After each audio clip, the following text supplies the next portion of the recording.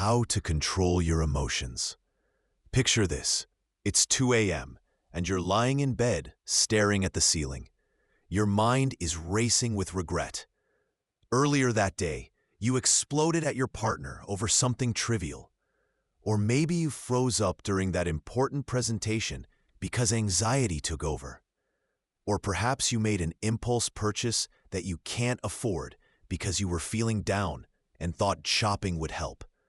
Sound familiar? Here's the truth that nobody wants to admit. Most of us are not in control of our emotions.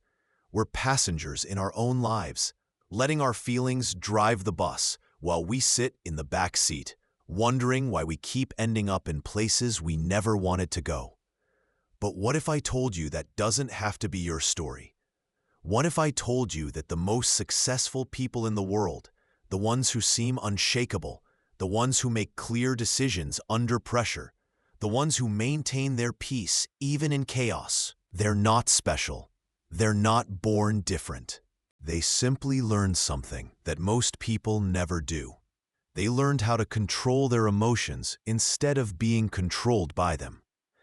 Welcome back to The Motive Mind, the channel where we don't just talk about change, we create it. If you're new here, this is where ambitious people come to unlock their potential and build the life they actually want. Today, we're diving deep into one of the most game-changing skills you'll ever develop, emotional control. And I'm not talking about suppressing your feelings or becoming some emotionless robot. I'm talking about becoming the master of your inner world so you can create the outer world you desire. Over the next 50 minutes, I'm going to show you exactly how to take back control. You'll learn why your emotions hijack your brain, the 3 core principles that separate emotionally strong people from everyone else, and the daily habits that will build your emotional muscle stronger than ever before. But here's what I need from you right now. I need you to commit. Don't just passively watch this video. Engage with it. Take notes. Pause when I give you exercises. Your future self will thank you for the investment you make in the next 50 minutes. Because here's the reality. Every single area of your life is connected to how well you manage your emotions. Your relationships, your career, your health, your finances, your dreams. They're all waiting for you to show up as the person who's in control, not the person who's controlled. Are you ready to become that person? Let's dive in. Understanding emotions. Let's start with the basics, because you can't control what you don't understand. What exactly are emotions? Most people think emotions are just feelings: happy, sad, angry, excited. But that's like saying a car is just paint and metal. Emotions are actually complex chemical and electrical reactions happening in your brain and body. They're information systems evolved over millions of years to help us survive. Think about it this way. When our ancestors were living in caves, emotions were lifesavers. Fear kept them alive when they heard a rustling bush that might be a predator. Anger gave them the strength to fight off threats. Love bonded them to their tribe for protection. But here's the problem. We're still running on caveman software in a modern world. That same fear response that saved your ancestors from saber-toothed tigers, now it's triggered by your boss sending you an email after hours. That anger that once helped in life-or-death situations, now it flares up because someone cut you off in traffic. Your brain can't tell the difference between a real threat and a perceived threat. To your nervous system, a stressful meeting feels the same as being chased by a lion. Your body floods with the same stress hormones. Your heart rate spikes. Your thinking becomes cloudy. Let me give you a perfect example. Sarah is a marketing manager. She sends her boss a proposal on Friday afternoon. Monday morning comes and still no response. Her brain starts spinning. What if he hates it? What if I'm about to get fired? What if I completely misunderstood the project? By Tuesday, she's barely sleeping. By Wednesday, she's snapping at her colleagues. By Thursday, She's convinced she needs to start looking for a new job. Friday afternoon, her boss finally responds. "Great work. Sorry for the delay, was traveling. Let's implement this next week." All that emotional turmoil for nothing. But here's the key insight. Sarah's emotions felt completely real and justified in the moment. Her brain was trying to protect her from a threat that didn't exist. When you're in an emotional state, you're literally thinking with a different part of your brain. There's this tiny almond-shaped region called the amygdala. Think of it as your brain's alarm system. When it gets triggered, it basically hijacks your entire nervous system. Blood flow gets redirected away from your prefrontal cortex. That's your logical, rational thinking center, and floods the emotional centers of your brain. This is why you say and do things when you're emotional that you'd never do when you're calm. Mark and his wife Lisa are having a discussion about their finances. Lisa mentions that she thinks they should cut back on Mark's hobby expenses.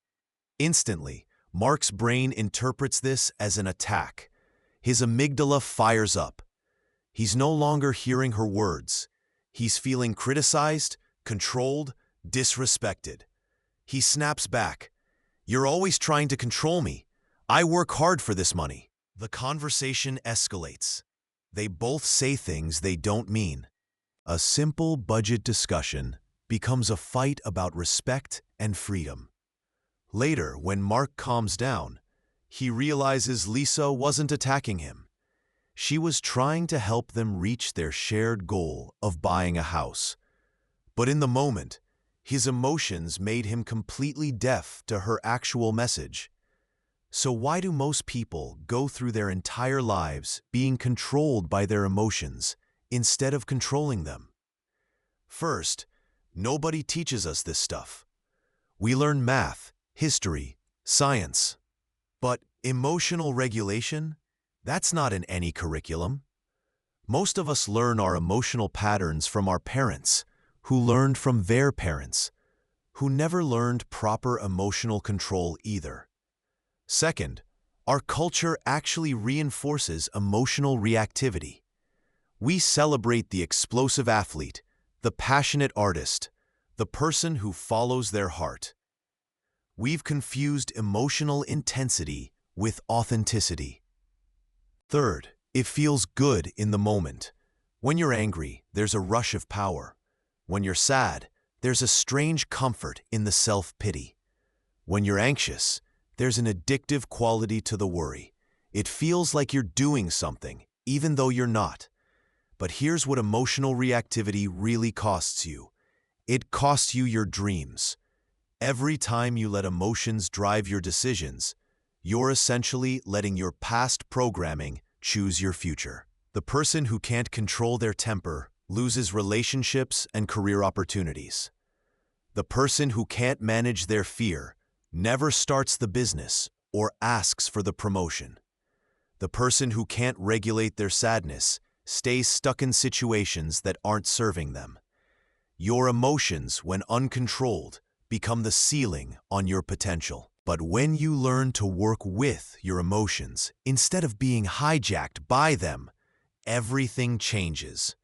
You start making decisions based on your values and goals, not your feelings and fears. You become unstoppable. The dangers of uncontrolled emotions. Let's talk about what uncontrolled emotions actually do to your life, because understanding the stakes will motivate you to do the work. First, they destroy your relationships. Think about the last big argument you had with someone you care about. I guarantee it wasn't really about what you were arguing about. It was about emotions that got out of control. Maybe you were stressed about work, but you came home and snapped at your partner about dirty dishes. Maybe you were feeling insecure, but you accused your friend of not caring about you. Maybe you were afraid of being vulnerable, so you pushed away someone who was trying to get close. Uncontrolled emotions turn us into people we don't want to be. They make us say things we don't mean, do things we regret, and push away the people we love most. James had been working at the same company for 5 years. He was competent, hardworking, but he had one fatal flaw. He couldn't handle criticism. Whenever his boss gave him feedback, James would get defensive, argue back, or shut down completely. During one quarterly review, his boss suggested some improvements to his project management style. Instead of listening and learning, James felt attacked. He interrupted, raised his voice, and essentially told his boss that the feedback was wrong. 3 months later, James was passed over for a promotion he'd been working toward for 2 years. 6 months after that, he was laid off in a restructuring. His inability to control his emotional reactions to feedback didn't just cost him a promotion. The worst part? His boss was actually trying to help him grow. But James's emotional reactions made him uncoachable, and uncoachable people don't advance in their careers. When emotions are in control, you make terrible decisions. You quit jobs in anger that you needed for financial stability. You say yes to things you should say no to because you want to be liked. You avoid opportunities because you're afraid of failure. Think about some of the worst decisions you've made in your life. I bet most of them were made when you were in a heightened emotional state. You were angry, scared, lonely, excited, or desperate. Monica was having a rough month. Her relationship had ended, work was stressful, and she was feeling down about herself. She decided to cheer herself up with some retail therapy. One purchase led to another. She maxed out her credit card, buying things she didn't need with money she didn't have. 3 months later, she was drowning in debt. Her credit score was destroyed, and she had to move back in with her parents at age 32. One emotional shopping spree set her back years financially. But it wasn't really about the shopping. It was about trying to use external things to fix internal emotional states. And that never works. Uncontrolled emotions don't just affect your relationships and career. They literally damage your body. Chronic stress, anger, and anxiety create a constant flood of stress hormones in your system. This leads to high blood pressure, heart disease, compromised immune system, digestive problems, sleep issues, and accelerated aging. People who can't manage their emotions don't just live worse lives. They often live shorter lives. But maybe the biggest danger of uncontrolled emotions is the opportunities you miss. Every time fear holds you back, every time anger burns a bridge, every time sadness keeps you stuck, that's a door closing on your potential. How many conversations didn't you have because you were afraid of rejection? How many risks didn't you take because you couldn't handle the uncertainty? How many dreams did you abandon because managing your emotions felt too hard?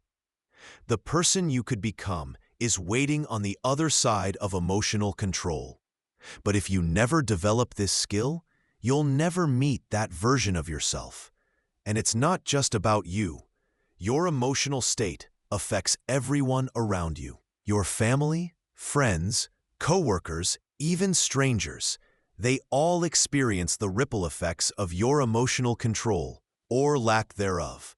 When you're emotionally reactive, you create chaos in other people's lives too.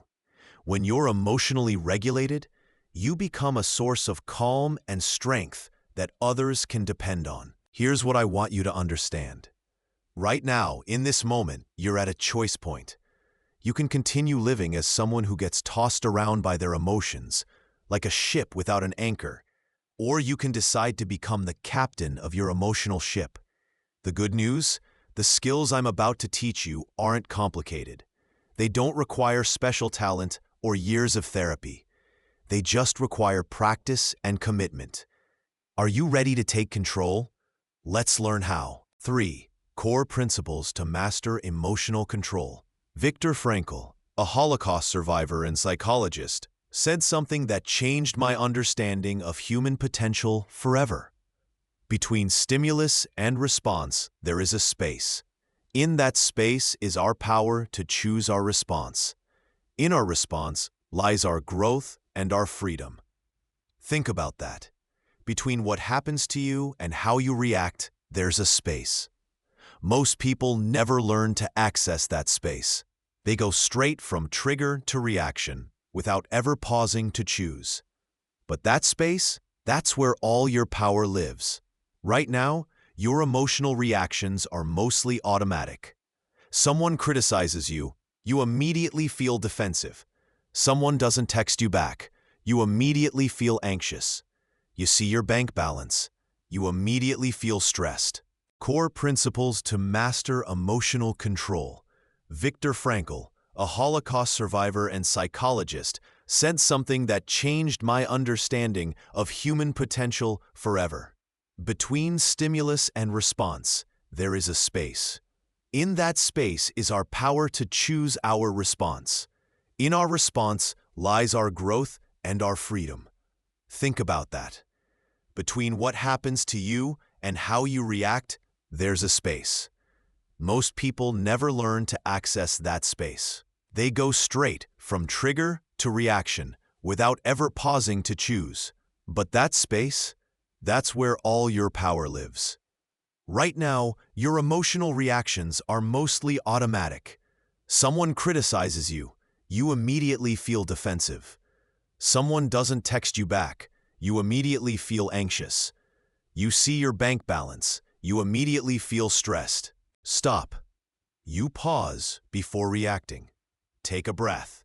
You literally take one conscious breath. Observe.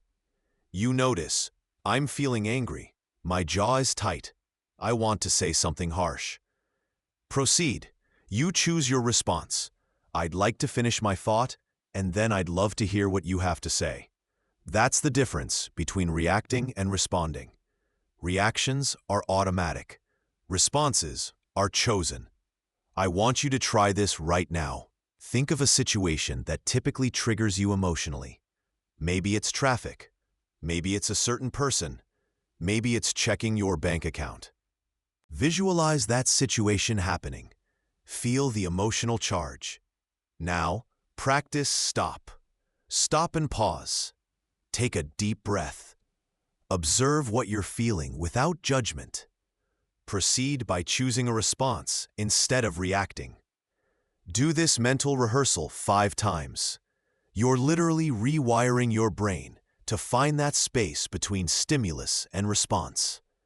Here's the second principle that will change everything. You are not your emotions. You have emotions, but you are not your emotions. Most people say, I am angry, or I am sad, or I am anxious. But that language makes you identical to the emotion. It makes you feel like the emotion is you, and you are the emotion. Instead, try saying, I notice anger in me, or I'm experiencing sadness, or anxiety is present. This creates distance between you and the emotion. You become the observer of the emotion, rather than the emotion itself. Think of emotions like weather. If you look outside and it's raining, you don't say, I am rain. You say, it's raining. You know the rain will pass. You might grab an umbrella or decide to stay inside. But you don't become the rain. Your emotions are the same way. They're temporary weather patterns in your inner world. You can observe them, prepare for them, work with them, but you don't have to become them. There's a part of you that can observe your thoughts and emotions without being caught up in them. Some people call this your higher self. Some call it consciousness.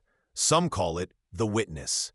Whatever you call it, learning to access this perspective is crucial. When you're angry, there's still a part of you that can step back and observe. Interesting, there's anger happening. When you're sad, there's still a part that can notice. Sadness is moving through me right now. Right now, I want you to notice what you're feeling. Don't try to change it, just observe it. Maybe you're feeling focused, or curious, or skeptical, or tired. Now say to yourself, I notice emotion in me right now. Don't say, I am focused or I am tired. Say, I notice focus in me or I notice tiredness in me. Feel the difference? You've just created space between you and the emotion. You've stepped into the witness perspective. Practice this throughout your day. Instead of I'm stressed, try I notice stress in me. Instead of I'm excited, try I notice excitement in me. This simple language shift will start to rewire how you relate to your emotions. The third principle is this.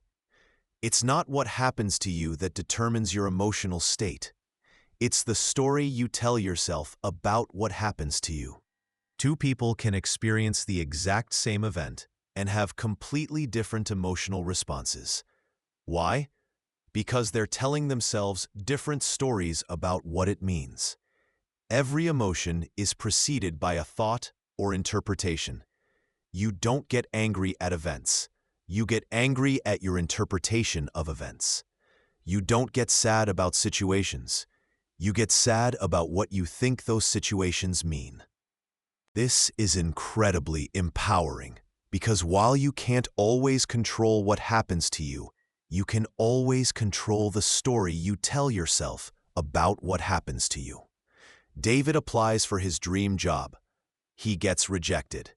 Here are two possible stories he could tell himself. Story 1. I'm not good enough. I'll never get the job I want. I should just settle for whatever I can get. I'm a failure. Story 2. This job wasn't the right fit. The rejection saved me from a situation that wouldn't have been ideal. Now I'm free to find something even better. This is redirecting me toward my true path. Same event. Two completely different stories. Two completely different emotional outcomes. Here's a practical tool for reframing. When something happens that triggers a negative emotion, ask yourself these 3 questions. 1. What else could this mean? 2. How could this be serving me? 3. What opportunity is hidden in this challenge? These questions force your brain to look for alternative interpretations. They shift you from victim mode to empowerment mode. Think of something that happened recently that triggered a negative emotion. Maybe someone was rude to you. Maybe you made a mistake. Maybe something didn't go as planned.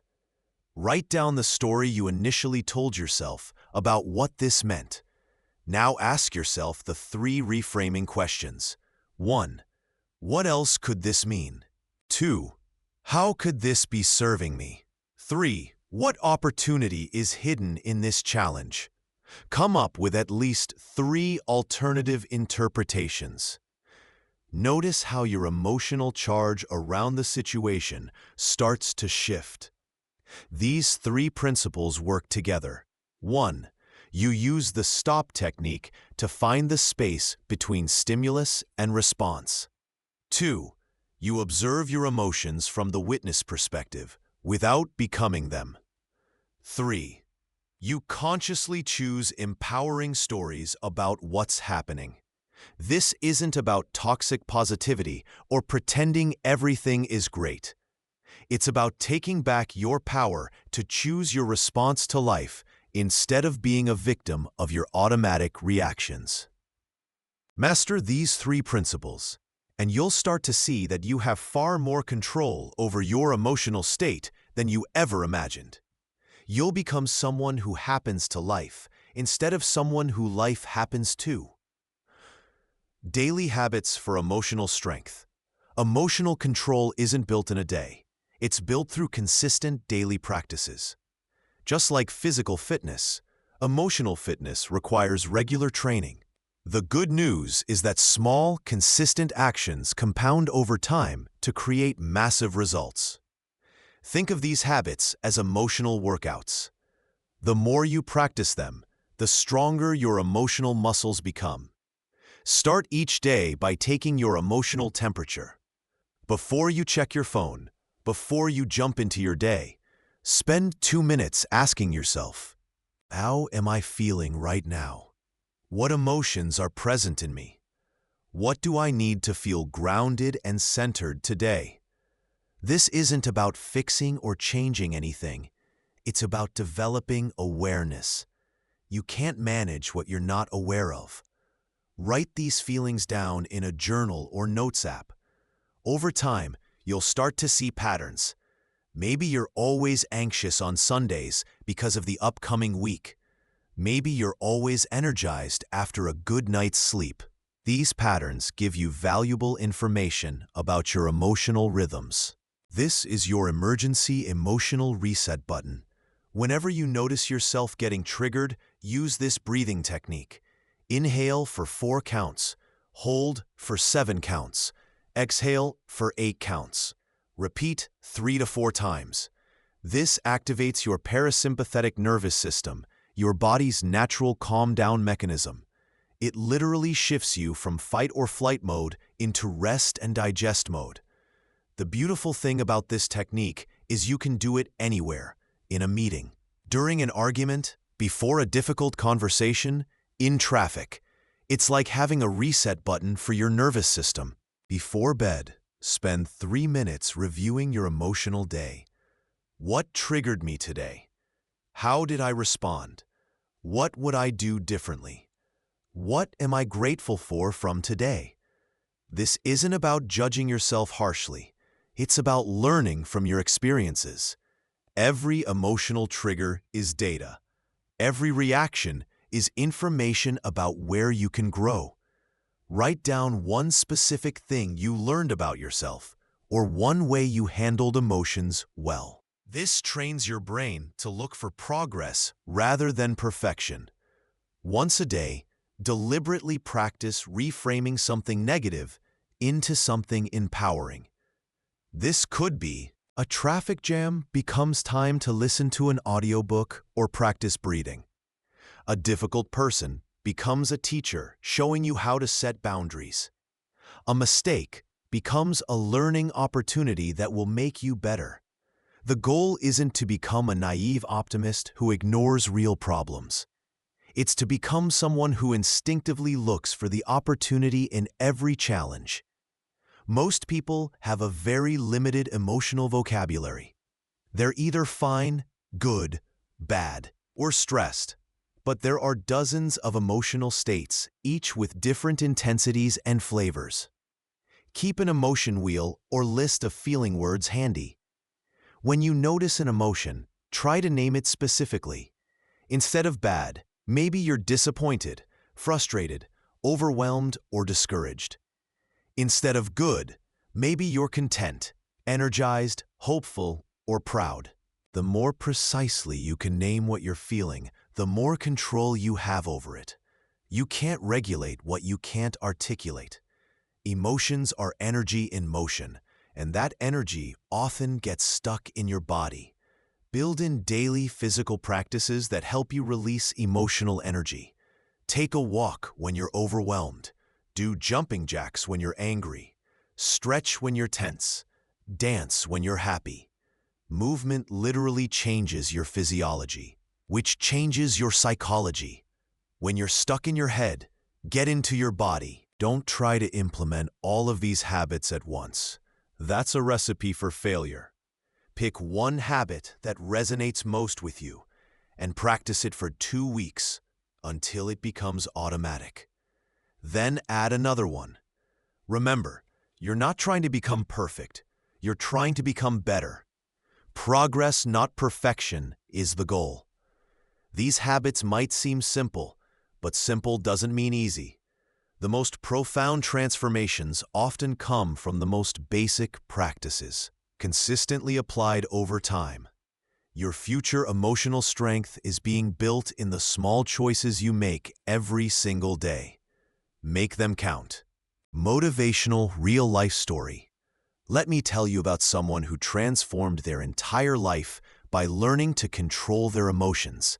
And it's not who you might expect. Oprah Winfrey grew up in poverty, experienced abuse, and struggled with her weight and self-worth for decades. But what most people don't know is that her biggest breakthrough wasn't in her career. It was in learning to master her emotional responses. In her 30s, Oprah was successful by external measures, but internally, she was still being controlled by her emotions. She would eat when she was stressed, make decisions based on fear, and struggle with feelings of unworthiness despite her success. The turning point came when she realized that her external success meant nothing if she couldn't find peace within herself. She began studying meditation, working with therapists, and most importantly, taking responsibility for her emotional responses instead of blaming her childhood or circumstances. Oprah developed what she calls her spiritual practice, but really, it was emotional regulation training. Every morning, she would meditate, journal, and set intentions for how she wanted to show up emotionally that day. She learned to pause between trigger and response. She learned to observe her emotions without being consumed by them. She learned to reframe challenges as opportunities for growth. As Oprah gained emotional control, everything in her life improved. Her relationships became deeper and more authentic. Her decision-making became clearer and more aligned with her values. Her ability to help others expanded exponentially. But here's the most important part.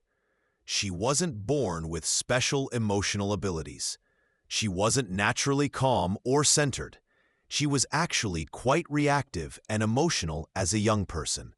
She developed emotional mastery through practice, just like anyone can.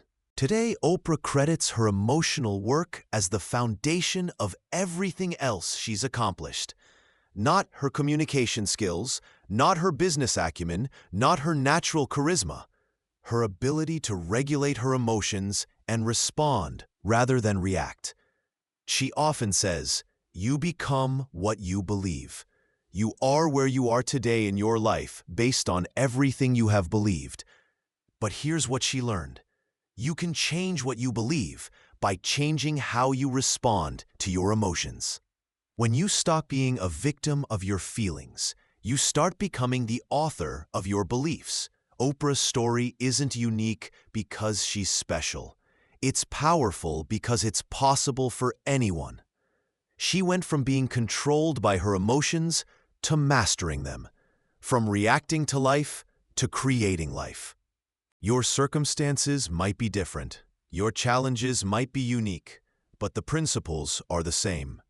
Between where you are now and where you want to be stands one thing: your willingness to take control of your emotional responses. Every person who has ever transformed their life has had to learn this skill. Every person who has built something meaningful, overcome significant challenges, or created lasting change has had to master their emotions. You're not different. You're not the exception. You have the same capacity for emotional mastery as anyone who has ever lived.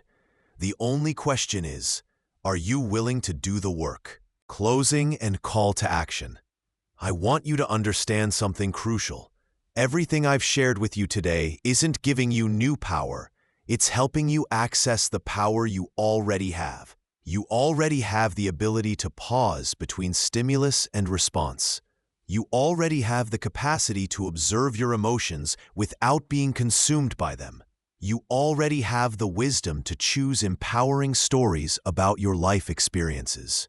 These aren't superpowers reserved for a special few. These are human capacities that you were born with. The only difference between you and someone who seems emotionally unshakable is practice. Right now, you have a choice to make. You can close this video and go back to living as someone who gets tossed around by their emotions, or you can decide that today is the day you start building your emotional strength. I know which choice leads to the life you actually want, the person you want to become, the relationships you want to have, the career you want to build, the inner peace you want to experience. All of it is waiting for you on the other side of emotional mastery. Here's what I want you to do. Commit to practicing these principles for the next 30 days. Not perfectly, not without setbacks, but consistently. Pick one of the daily habits we discussed and do it every day for 30 days. Use the stop technique at least once a day. Practice the witness perspective when emotions arise. Reframe one negative situation each day. In 30 days, you'll be amazed at how different you feel. In 90 days, people around you will notice the change. In a year, you'll look back at this moment as the turning point in your life. Remember, small changes compound into massive results. Every time you pause instead of react, you're building emotional muscle. Every time you choose your response, you're claiming your power. Every time you reframe a challenge, you're rewiring your brain for success. You don't need to be perfect. You just need to be committed. You don't need to change everything overnight. You just need to take the next right step. If this video resonated with you, I want to invite you to join our community here at The Motive Mind. Hit that subscribe button and ring the notification bell, because we're just getting started. Every week, I share new strategies, tools, and inspiration to help you unlock your potential and build the life you actually want. This isn't just about motivation, it's about transformation. 5 years from now, you'll either be someone who mastered their emotions or someone who's still being mastered by them. The person you become is being decided by the choices you make starting today. Your future self, the one who's calm under pressure, clear in their decisions, strong in their relationships, and unstoppable in their goals, that person is not a fantasy. They're your potential. And they're waiting for you to bridge the gap between who you are and who you're capable of becoming. The journey of emotional mastery isn't easy, but it's simple. And it's the most worthwhile work you'll ever do. Because when you control your emotions, you control your life. When you master your inner world, you can create any outer world you desire. You have everything you need to start. You have the knowledge, you have the tools, you have the capacity. The only thing left is the decision to begin. So what do you say? Are you ready to take control? Are you ready to become emotionally unstoppable? Are you ready to unlock the person you were always meant to be? Your journey starts now. I believe in you. Now it's time for you to believe in yourself. This is The Motive Mind, and I'll see you in the next video. Until then, remember, you're not just watching your life, you're creating it. Take control, stay motivated, and never forget, your best days are ahead of you.